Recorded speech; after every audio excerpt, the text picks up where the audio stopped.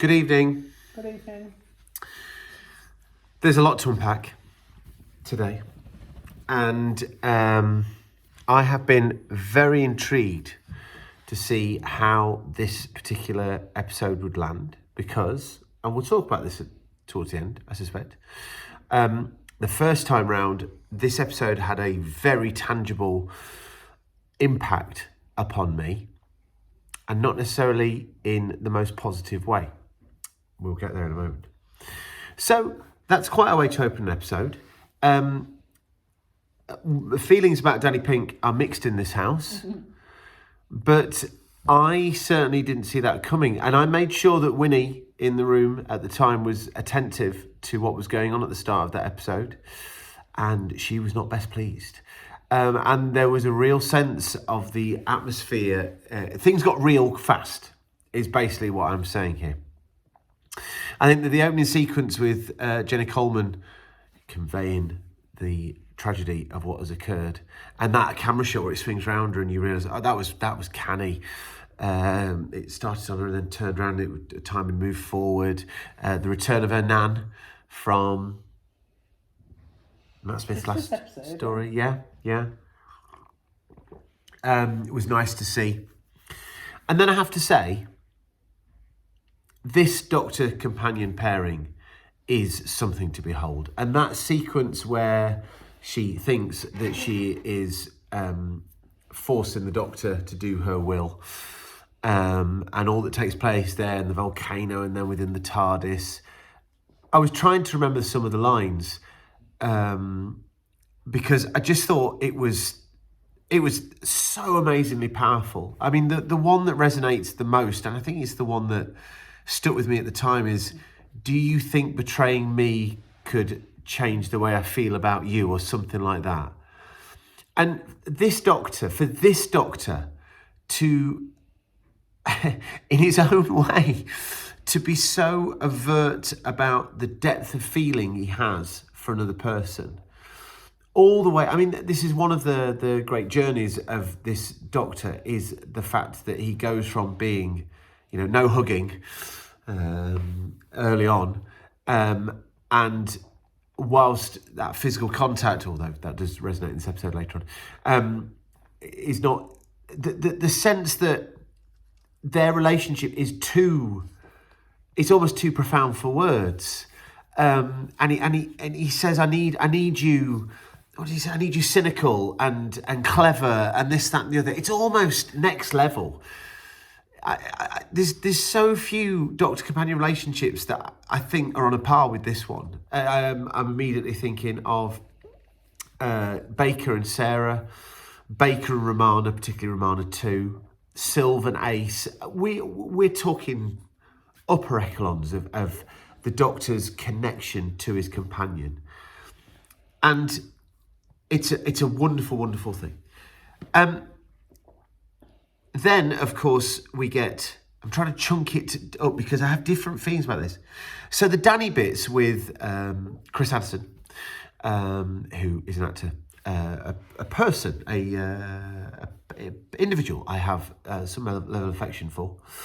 That whole underworld thing is weird and upsetting and uncomfortable. And here's where I feel the episode pushes me in a way that I don't think it's pushed to the people in the room. We'll find out what Lib thinks in a moment. But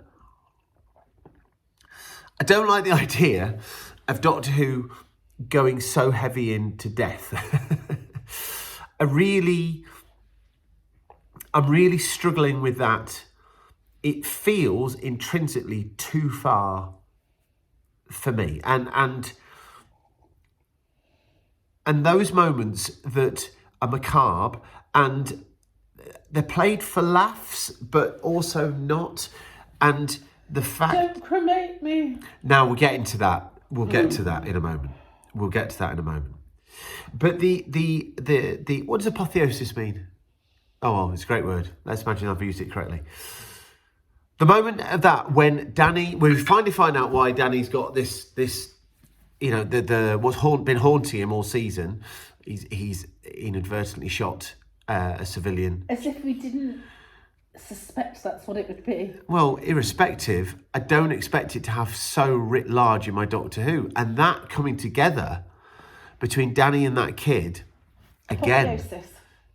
what does it mean? The highest point in the development of something. Right, there we go. A culmination or climax. Yeah. Or the elevation of someone to divine status. Oh, well, we're not that. Or maybe it is. But that moment where he meets the kid, that he's had that. And then, do I delete my feelings?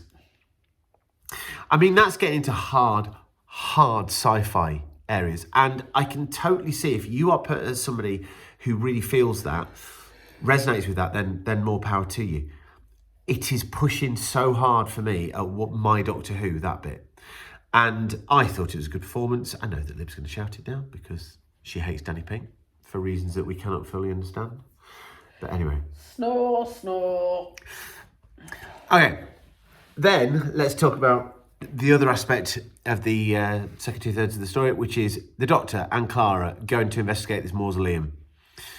And the emergence, finally, into the light of, well, based purely on the 20 minutes she gets in this episode, surely one of the best characters Doctor Who's ever had.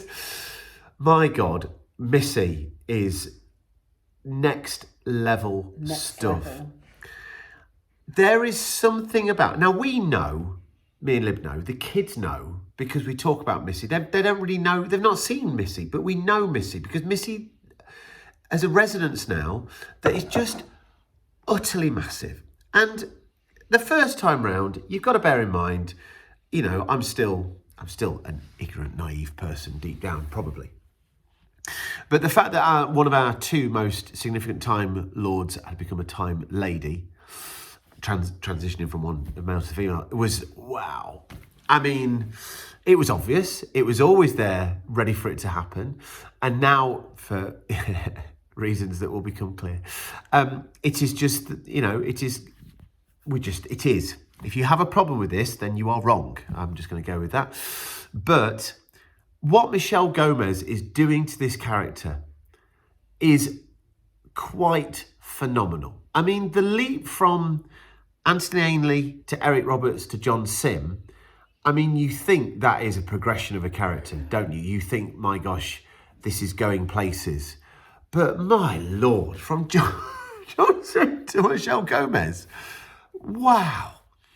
And I love the fact that this Doctor, who in his obstinance and emotional pent-upness, always seems to be in control. In control's not the right word. Unshakable. Is absolutely blindsided by this character. Unbreakable. Is absolutely blindsided by this character. The moment where she kisses him, the moment where... I still remember John repeated going, Dr. Chang! Just kill me. And there we are.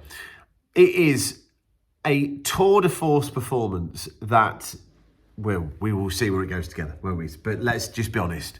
My Lord, what that is doing to whatever. And then we get the Cybermen, and I personally feel this is the best manifestation of the Cybermen for a long, long time, which is the Cybermen are now an idea. They're a concept. They are what can happen. Not this big race. They are almost tools. And I can appreciate why some people would get bothered by that. And there are some instances where Cybermen transcend that and become something in their own rights. But in this instance, they are the tools by which Missy is going to do whatever Missy does. And I'm absolutely perfectly cool with that. Okay. I also love, and me and Libby gasped, when the doors closed and it's the two teardrop eyes and we got it and the kids didn't. And that was absolutely flipping awesome. Right. Before I now... Lib, what do you think? What do I think of what? Whole thing, everything. Hit me. Well, I disagree about Danny Pink's performance. I think it is so one level. It didn't make me feel any emotion at all. And like all the way through the story, like I know what happens in the next. I know how things end for him. Yeah. And honestly, he's so robotic now. Why? Spoilers. Not going to be a massive change. All right, moving on from Danny. Moving on from Danny. Well, I like Clara. Oh, good. And I did like the interaction between her and the doctor, although it was a bit cruel. Like, That's him, though. That's him. He pushed her. And when he can't deal with that... But then his reaction, like, when they were having... As if when we thought it was real... Yeah. His reaction was really emotional and passionate. Yeah. But he was playing, wasn't he? Was acting, and that's not cool. Manipulative. It's manipulative and disingenuous.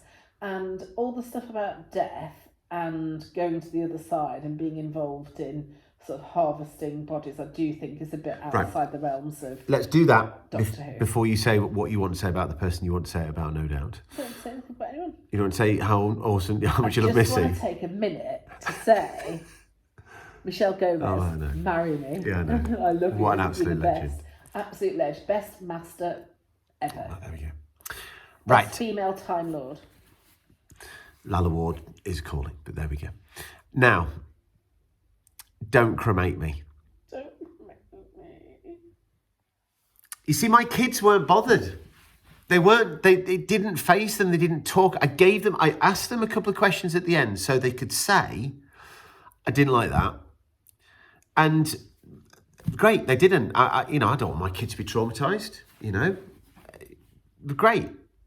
But They don't think that deeply about it. They'll have gone, so people don't want to be cremated. They're not thinking, oh my God, when you're dead, you actually feel yourself being burned. there is something about it that I just can't. It kills me. I remember the first time you didn't like it. Can you remember how much it bothered me? I can remember how much it bothered you. And at the time, I didn't think it bothered me that much, but I don't want to be now. Listen, I'm not. I mean, we're all afraid of death, that's the point. But I'm not. afraid of death. Sorry? I'm not afraid of No, death. but I don't fixate on it. Everyone's afraid It's of not death. something that... Oh, I see what you mean, sorry. But it doesn't sit with me. I'm not... Whatever.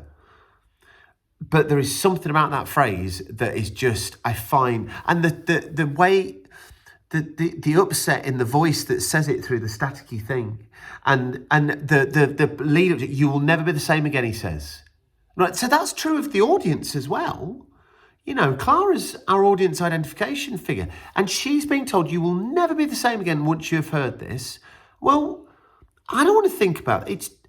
There is something about that moment that genuinely unsettles me in a way that Doctor Who has done 2 or 3 times, and not even in an okay way. The other time that springs to mind is when the baby turns to goo in A Good Man Goes to War. Now that upset me. And Don't Cremate Me really bothers me. And I'm beginning to think it's more me than anything else. And that's all right. That's all right. But I just want it on record now. If you're cool with that, brilliant. Fantastic. My kids seem to be cool with it. Fantastic. Unless they wake up in the middle of the night screaming. But there's just something about it that really bothers me, and it just doesn't feel quite Doctor Who-y to me, okay? But there we go. That's been said. I've been thinking about that for months. That moment in relation to this, I've been thinking about it for months. So it's there. Back to the positives, though. Genuinely, I found that those slight elements aside, okay, those slight that creeping dread, the idea of death, Doctor Who playing in a field that some of which is making me feel a little bit uneasy, but I think that's just me for whatever reason. The flow of this episode, the way that we went from the shock at the start, I mean a cold open, to the Doctor and Clara bits, to the emergence of Missy. I do think that Danny, in the nether world, whatever it is, there are aspects of that are just bothering me somewhat. But my gosh, what a ride. What an absolute ride. And in terms of this Doctor, because I'm sure I said long ago that I want to trace the journey of the Doctor.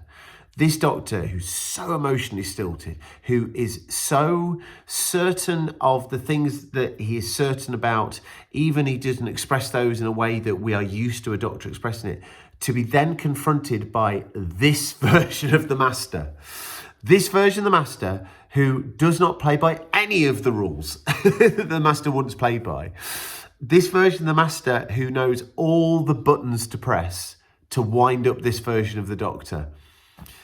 That is a thrilling thing in prospect, isn't it? That is a beautiful thing in prospect. I want, let's step away from that. I want Capaldi and Gomez to be best friends forever and ever and ever, because they had the opportunity to do this on screen, because it fizzes. It's So Scottish. Oh, it's so gorgeously Scottish. Daddy, just before you end this video, can Yes. we just dedicate this video to John Virgo, who's now in the nether world, whatever it's called. We're massive fans of snooker. I don't know how we've got onto this, but we will do it anyway. John Virgo passed away. John Virgo, who is now with Danny Pink. What are we doing? And bless you, John Virgo. Where's the cue ball going? I don't know. There we go. Right. Farewell. See you next time for the big finale.